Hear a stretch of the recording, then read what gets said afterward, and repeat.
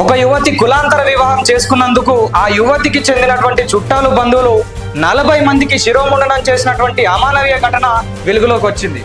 వివరాలకు వెళ్తే ఒరిస్సాలోని రాయగఢ్ జిల్లాకు చెందినటువంటి ఒక గ్రామ పరిధిలో ఒక ఆదివాసీ యువతి షెడ్యూల్ కులానికి చెందిన ఒక యువకుని ప్రేమించింది.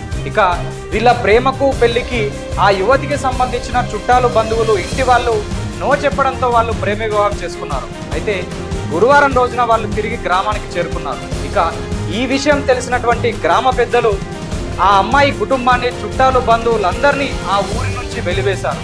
అయితే వాళ్ళు మమ్మల్ని ఊరి నుంచి వెలివేస్తే ఎక్కడికి వెళ్ళాలి, ఎలా బతకాలని ఆ గ్రామ పెద్దల్ని వేడుకొని కాళ్ళ వేళ పడితే వాళ్ళు దీనికి పరిష్కారంగా వేసిన మరో శిక్ష ఏంటంటే దాదాపు ఆ కుటుంబంలో ఉన్న చుట్టాలందరూ శిరోముండనం చేయించుకోవాలని చెప్పారు.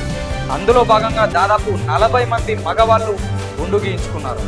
అలాగే మూగ జీవాలైనటువంటి గొర్రె, మేక, కోడి, పావురాలను బలించారు. కొన్ని రకాల పూజలు కూడా చేశారు. ఇంకా దారుణమైనటువంటి విషయం ఏంటంటే ఎవరైతే ప్రేమ పెళ్లి చేసుకున్న యువతి యువకులు ఉన్నారో వాళ్ళు బ్రతికుండగానే వాళ్ళకు పిండ ప్రదానం చేయించారు. ఎంత దారుణమో కదా.